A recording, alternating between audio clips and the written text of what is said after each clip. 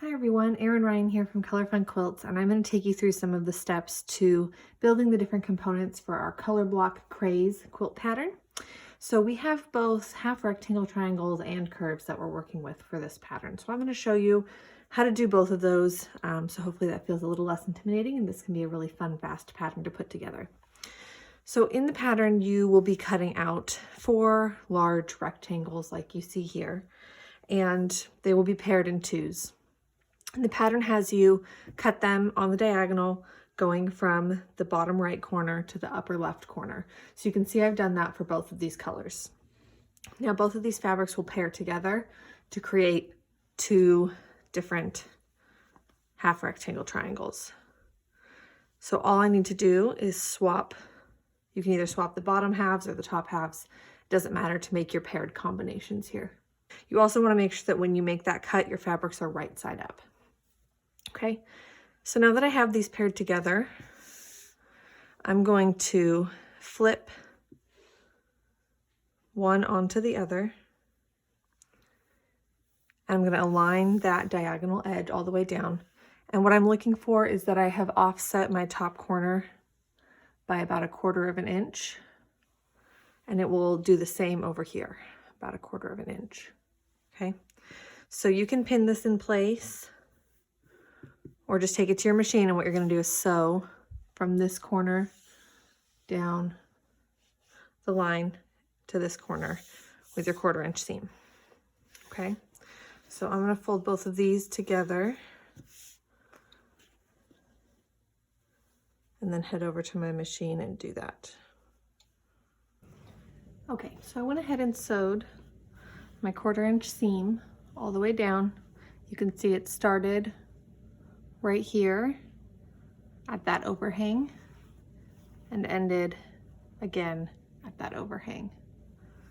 Okay, so I'm going to go ahead and press this top color back. It doesn't really matter which direction you press for these blocks.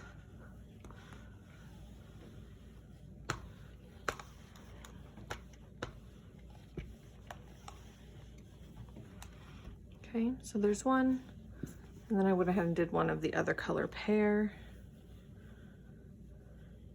If you have a light and a dark fabric that are pretty distinguishable, you might choose to press to the dark side. You could also press open these seams. Okay, so I'm working with a 12.5 inch square ruler. You do not need a 12.5 inch square to be able to trim these, but I do think it is really convenient considering our final dimensions are going to be 12.5 tall by 6.5 across. So on my ruler here, this is the extra 1/2 inch measurement. So I'm looking at the 6th line, and then my top and my bottom marks my 12.5. So I've gone ahead and indicated my 1/4 inch marker in the top corner here. And then I've also counted over to the 6 1/4 and up 6 1/4. So I'm in 1/4 inch on this side, and I'm in 1/4 inch on this side. And we're going to end up coming through and trimming here as well. So I want to make sure that both of these points are touching my diagonal edge here. Okay, and then I'm going to start by trimming these 3 sides of my block.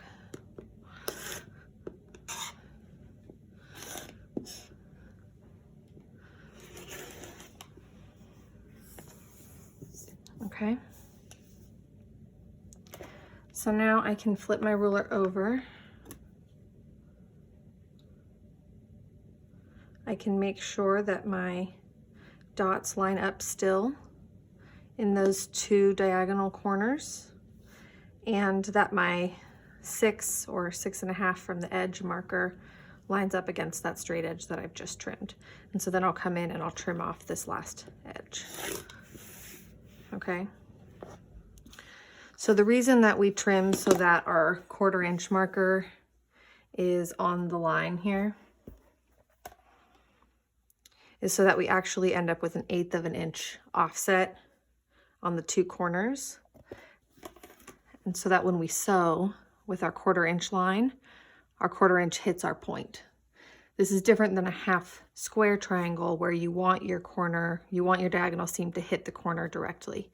You want to have this gap, this 1/8 inch gap on either end so that your seam line is hitting at that 1/4 inch marker, not elsewhere, giving you weird points. And that is half rectangle triangles. You will have 4 of these, 2 of each color pair for your quilt.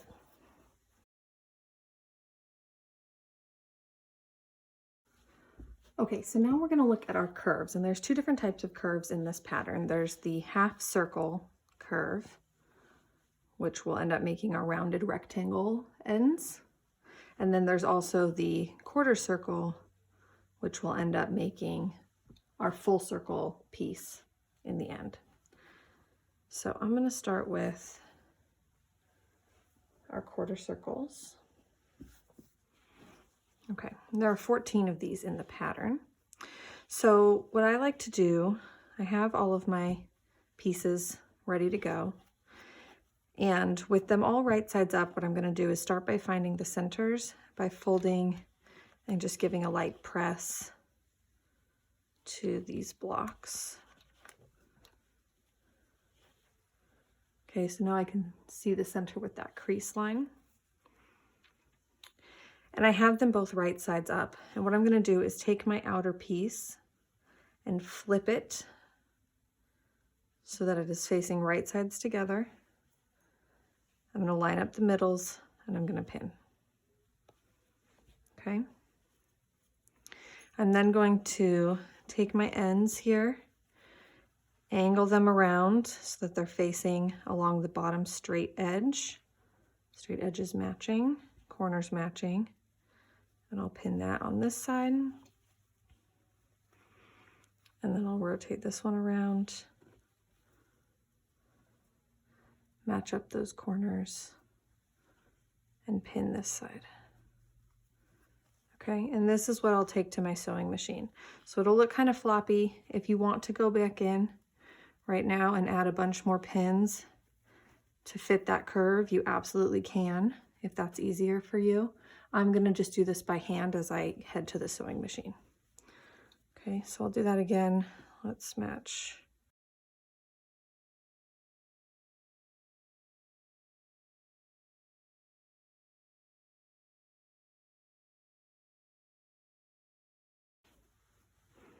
Okay, so these pieces are now ready to be sewn. I'll set those aside and we'll do our 1/4 circle. So same thing, I'm going to fold in half, press, fold in half, press, and now flip and match right sides together. So you'll notice on the 1/4 circle ones, it's going to look a little bit different because we're only sewing a 1/4 of what we would here. So here we have 2 corner points that are actually going to be at the centers of each half of the curve, whereas here we have 1 point on 1 half of the curve. So if you can imagine, this is like sewing 2 of this piece. So our thickest bit is going to be in the middle here. And then I'm going to turn an angle so that my ends touch the 2 straight edges, matching corners on the curve. Okay, so that is ready to go to my machine and sew.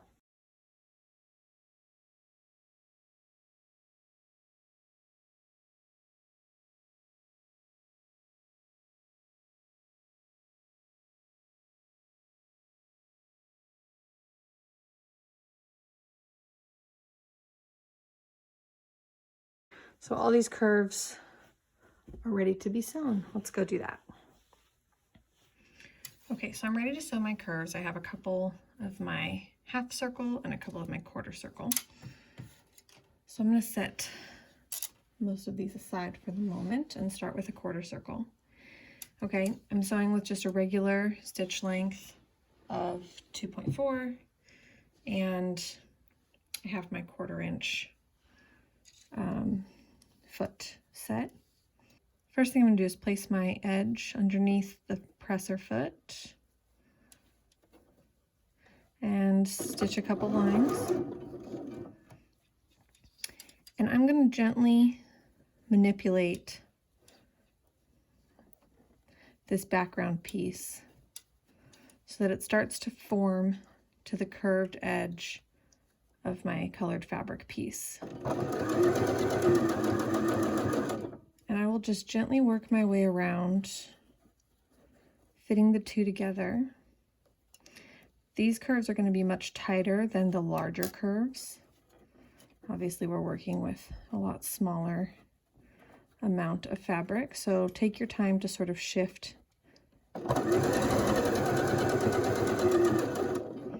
and you can adjust, lift, and shift your presser foot as you need to as well. Your goal here is to not get any wrinkles where your needle hits. If there's wrinkles elsewhere, that's okay, we'll press those out later. And of course, remove your pins as you go.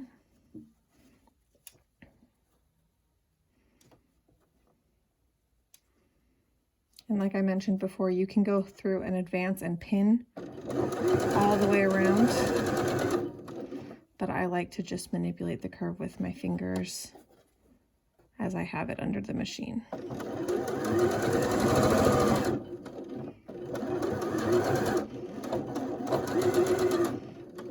Okay, making sure that I get a straight end there.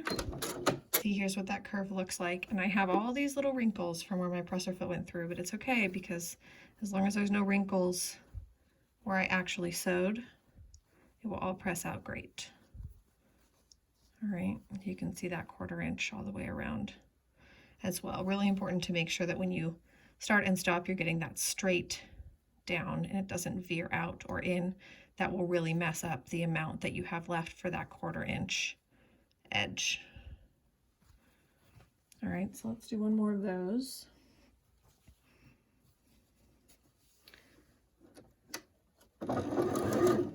Okay, so always sew a couple stitches to get started, and then I'll start shifting my fabric.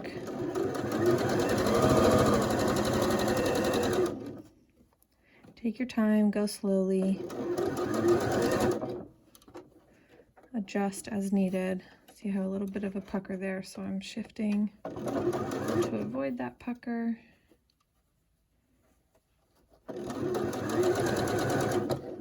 Make sure when you're coming around that top edge, you're keeping that 1/4 inch seam allowance so that when you trim, you have that spacing.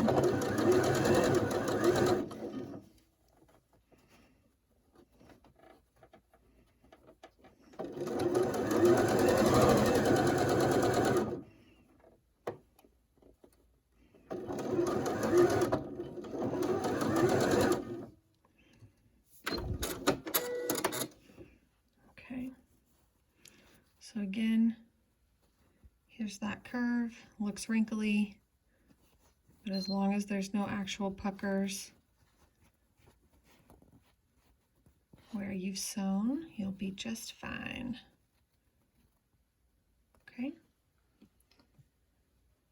so let's do our 1/4 circle blocks. These ones will be a little less finicky than the others.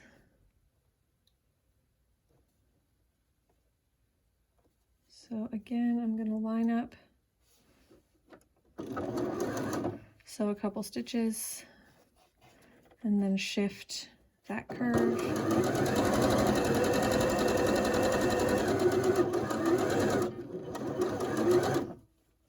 Removing my pins as I work. You can also use your pin to help hold fabric.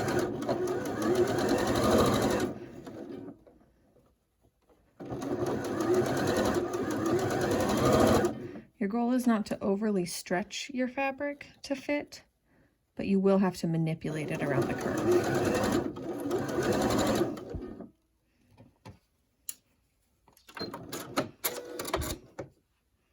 Okay,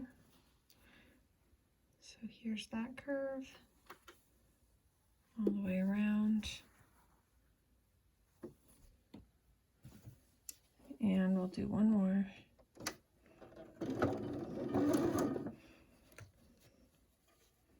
So again, I saw a couple of stitches, and then I will shift my fabric to match the curve.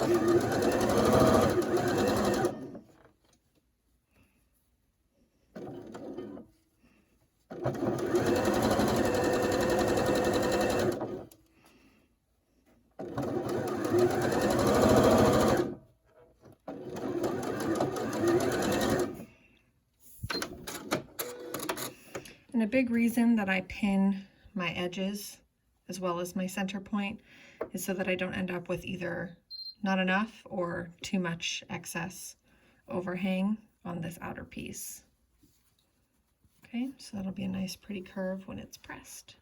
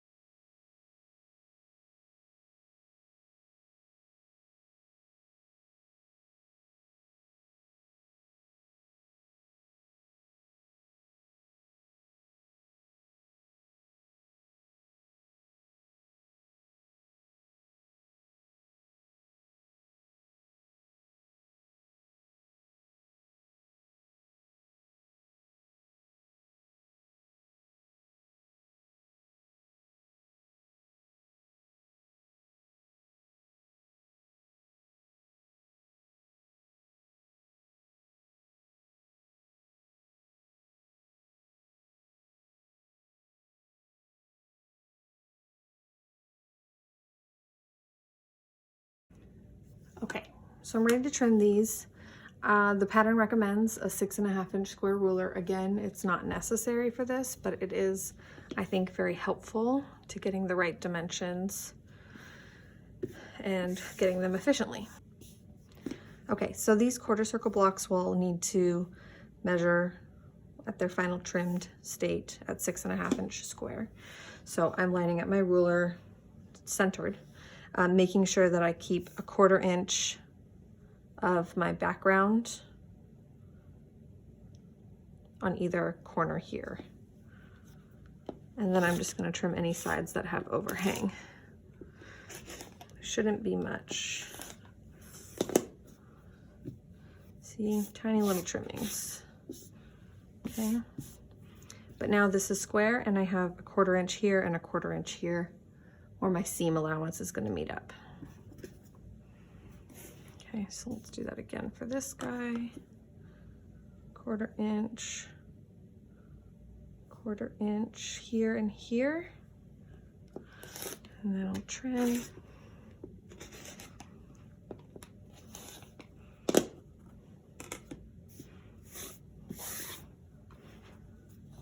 All right. So again, trimmed with our 1/4 inch markers here and here. Okay, so for these half circles, we want the final dimensions to be 6.5 wide by 3.5 tall.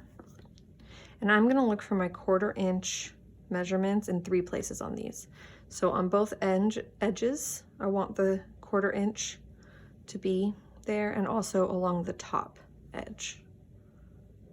Okay, so I'm gonna line my ruler so I'm hitting all 3 of those markers, and then trim any excess on those 3 sides. And then I'll shift my ruler up to be 3.5 total height, and I'll trim any extra off the bottom. Okay, so now this is trimmed to size. Let's do another one. Okay, so again, I'm looking for that 1/4 inch on either side and at the top, following the guides on my ruler, trimming my excess.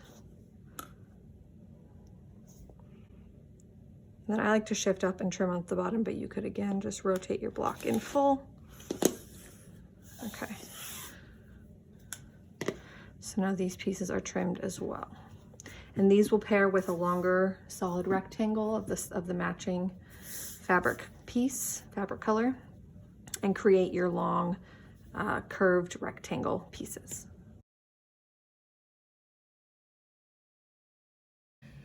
Okay, so for the last part of this quilt, we're going to make our circle block with our stitch and flip corners.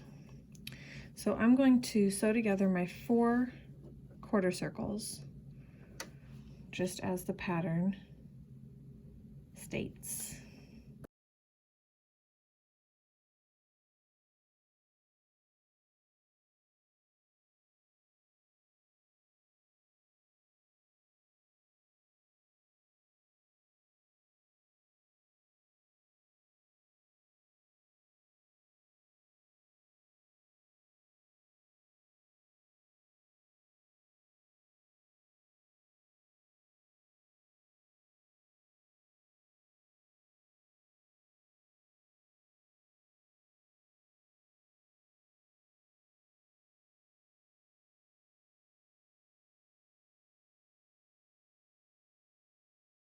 So now I have my quarter circles all sewn together. So I have one big circle with a semicircle piece on 1/2 and then 2 quarter circle pieces.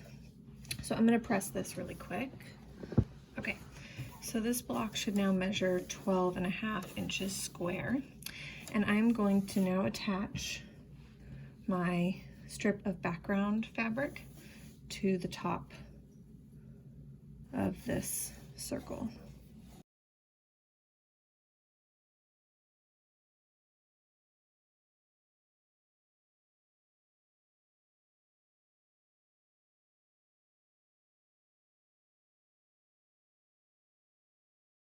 Okay, so now I have my circle with my top piece, and the pattern will have you take 2 6.5 inch squares of 2 different colors, so follow the pattern for which colors you're going to use, and to mark the center. So I've just folded these in half to crease the center line, but you could draw a line with a pencil or something like that if you wish. And these are going to become triangles in the top 2 corners of this larger circle block. Okay, so in order to do that, I'm going to take my first one and place it so that it lines up on the top and side edges. Currently it's folded in half, wrong sides together, so that when I unfold it, I now see the line that I need to sew on. Okay. And this line is going to hit right along the edge here of my circle. So I want to make sure I'm paying attention to where that fits and where that hits as I sew directly on the line.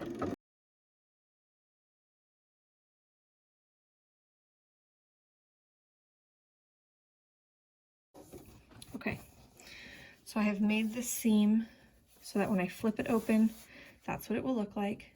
But what I'm going to do first is go back and just chop off with a 1/4 inch seam allowance the rest of this whole corner of fabric. So now you can see here I have one corner flap done for this block. I need to come in and do the other corner. And I've gone ahead and trimmed that excess off the back, left a 1/4 inch, and pressed my corner out. Okay, so I'm gonna do the same thing with this corner. Line it up. My block is pressed together so I can find my center. I'm going to align it along both edges.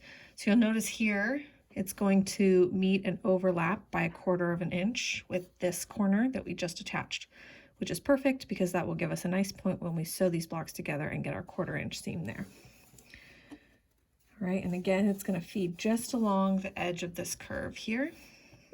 So I will align that corner, open my fabric, and stitch right on that line.